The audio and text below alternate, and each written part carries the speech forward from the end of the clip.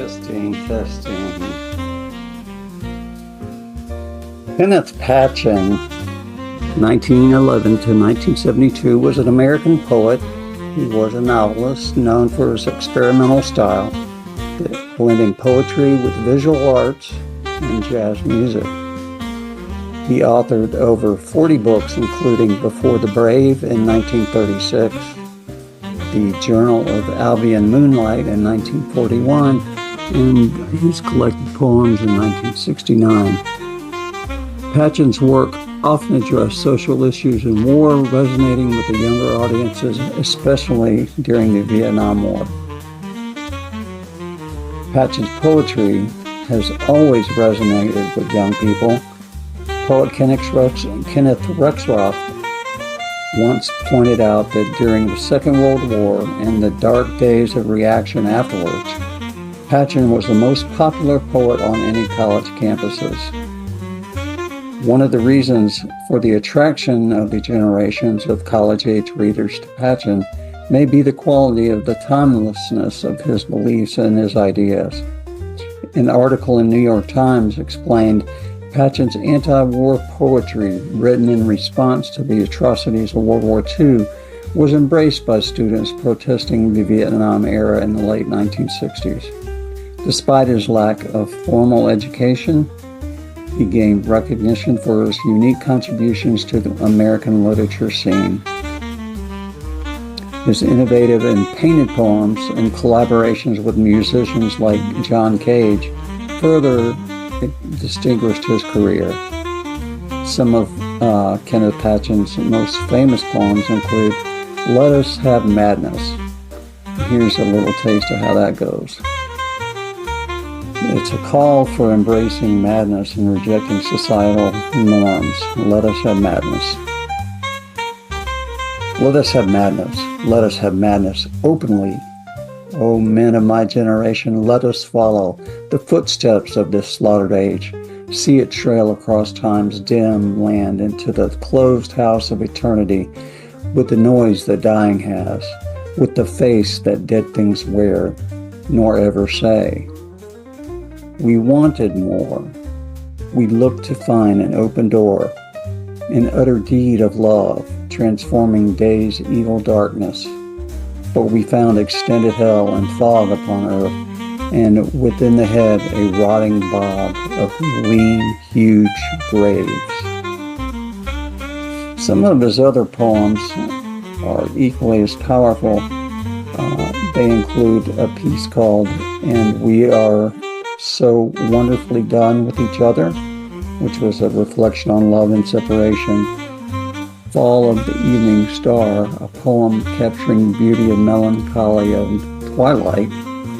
And We Go Out Together in the Staring Town, a nice piece about companionship and mundane life. One of my favorites is Do the Dead Know What Time It Is? It's a contemplative poem. It's focused around life, death, and divine encounters surrounding it. It goes like this. Do the dead know what time it is? The old guy put down his beer. Son, he said, and a girl came over to the table where we were, asked us by Jack Christ to buy her a drink. Son, I'm going to tell you something, the like of which nobody was ever told.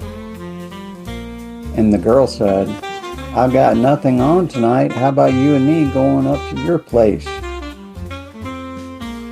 I'm going to tell you the story of my mother's meeting with God. And I whispered to the girl, I don't have a room, but maybe. And she walked up to where the top of the world is. He came right up to her and he said, so at last you've come home. But maybe what? I thought I'd like to stay here and talk to you a while. My mother started to cry and God put his arms around her. Talk about what? Oh, just talk. We'll find something. She said it was like a fog coming over her face. and light was everywhere, and a soft voice saying, "You can stop crying now." "What can we talk about that will take all night?" And I said that I didn't know. "You can stop crying now." One of the things about Kenneth Patchen's poetry is it's marked by several prevalent themes: anti-war and social critique. His work often critiques war and the ruling elite, highlighting the violence and corruption that's in society, kind of like today. Spiritual and revolutionary vision are also in most of his poetry, or have a piece in them. His poetry combines spiritual themes with a revolutionary spirit akin to the prophetic age and anger of Old Testament figures condemning greed while envisioning a just world. There's wonder and imagination. Patchen always celebrates childlike wonder and imagination as a counterbalance to the human brutality of this world, offering a vision of life's potential richness. Love and redemption is a common theme. He emphasizes love as a redemptive force against chaos and alienation. Kenneth Patchen's view of capitalism evolves from the focus on class consciousness and protest in the 1930s and 40s to a broader critique of human nature and societal corruption in his later works. Initially, Patchen's poetry emphasized capitalist greed and the ruling elite's oppression, reflecting a Marxist ideology. And over time, his critique became more abstract, addressing the darker aspects of human nature and alienation. And despite his condemnation of capitalism, Patchen maintained a vision of hope and spiritual redemption through love and imagination. Kenneth Patchen's concept of the spiritual and irrational relates to his critique of capitalism, offering a counterpoint to the mechanistic and dehumanizing aspects of a capitalist society. Patchen saw capitalism as a system that fosters alienation and corruption, emphasizing greed and violence. His spiritual and irrational perspectives invite a sense of wonder and imaginative power, which he believed could oppose the brutality that's inherent in capitalism. This approach aligns with his vision of a revolutionary, just society where spiritual fulfillment and love counteract the destructive forces of capitalism. Kenneth Patchen's critique of capitalism is deeply intertwined with his prophetic faith, as both serve to challenge the moral and ethical foundations of capitalist society. His prophetic voice, akin to the Old Testament prophets, condemns the greed and the corruption of capitalism, while envisioning a just and a sacred kingdom. His spiritual perspective emphasizes love and unity, and a wonder at antidotes to the alienation and violence fostered by capitalism. This dual focuses on spiritual fulfillment and social justice, reflects Patchen's belief in a revolutionary transformation of society grounded in moral and ethical principles. His view of capitalism as the body of and the soul of fascism profoundly shapes his poetic themes by framing capitalism as a destructive force that perpetuates war and dehumanization. This perspective is evident in all of his poetry, where he critiques the greed and the violence inherent in capitalist systems, often equating them with fascist ideologies. Patchen's work consistently emphasizes that there's alienation and corruption fostered by capitalism, contrasting these with themes of love, spiritual wonder, and imaginative power as the means of resistance and redemption. His poetry serves as a prophetic call for revolutionary change, envisioning a just and a human society. Kenneth Patchen's depiction of war however, reflects his view of capitalism by portraying war as the manifestation of capitalist greed and violence. He considered war to be the lifeblood of capitalism and the body and soul of fascism, using his poetry to highlight the destructive forces of war as a direct consequence of capitalist systems. Patchen's work contrasts the mechanical and the violent natures of war with themes of spiritual wonder and imaginative power, advocating for love and unity as paths to transcend the alienation and the corruption that's inherent in the capitalism. Kenneth Patchen's poems highlight a capitalist greed may include some of these. The Orange Bears is one. I Don't Want to Startle You would be another. And I'm going to read those two for you today. The Orange Bears, probably one of his most popular pieces, deals directly with capitalist greed. So here we go. The Orange Bears. This poem expresses Patchen's disdain for the robber baron tradition in American industry, critiquing the materialistic society that exploits natural resources for profit. Sound familiar? Orange, I thought that was rather interesting as well. I'll just leave that there. The Orange Bears with soft, friendly eyes, who played with me when I was 10. Christ, before I left home, they had their paws smashed in the rolls, their backs seared by hot slag, their soft, trusting bellies kicked in, their tongues ripped out, and I went down through the woods to the smelly creek with Whitman in the Haldeman Julius edition. And I just sat there worrying my thumbnail into the cover. What did he know about orange bears with their coats all stunk up with soft coal and the National Guard coming over from Wheeling to stand in front of the mill gates with drawn bayonets jeering at the strikers? I wonder, I remember you would put daisies on the windowsill at night, and in the morning they'd be covered with soot. You couldn't tell what they were anymore. I had a hell of a chance, a hell of a fat chance my orange bears had. But this other piece along the same vein is called I Don't Want to Startle You, and I posted it yesterday. I love this poem. I hope you'll like it too. I do not want to startle you, and Herald by Biggest Apprehensions is a secondary piece that goes with this. I'm just going to read the first. Both poems did come from the First Will and Testament, and they depict the violent and corrupt nature of capitalism, linking it to war and societal decay. I don't want to startle you. I don't want to startle you, but they are going to kill most of us. I knew the general only by name, of course. I said, Wartface, what have you done with her? I said, you dirty louse, tell me where she is now. And his duck eyes shifted to the guard. All right, Sam. I saw a photograph of the old prick's wife on the desk, face smiling like a bag of money on a beggar's grave. Who is that fat turd, I said, as hit me with his jeweled fist. While his man held me, he put a lighted cigarette on my eyelid.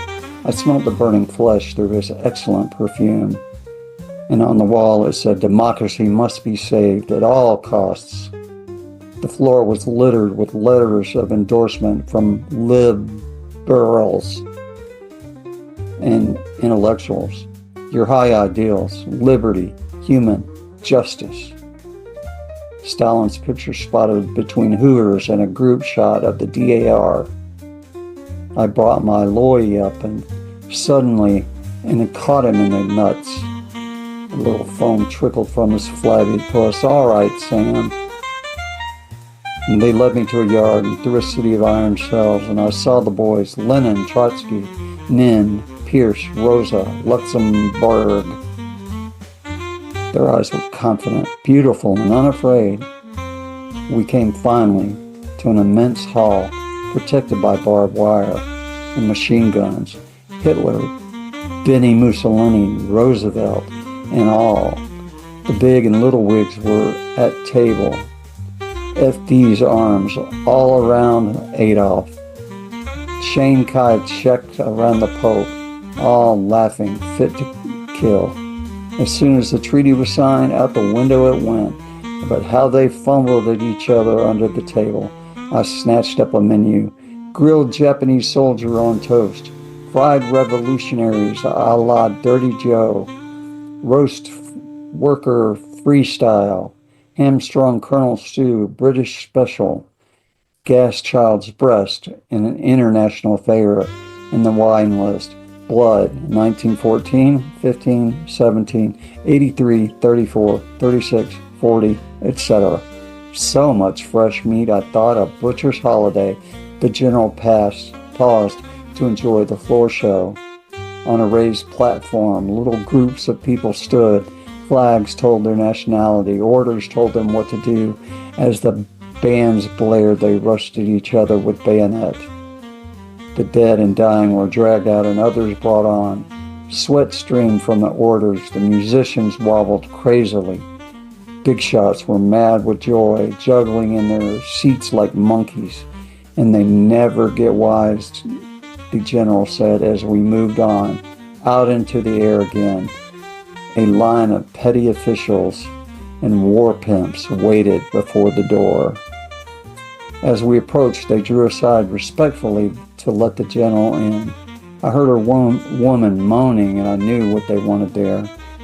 Now, do you know what we've done with her, the general said? To go mad or to die. They forced me to watch as the general went up to her, and her eyes were looking at me. Wow. Okay, so a very striking poem, obviously, with some timely notes as well. Some of the other poems that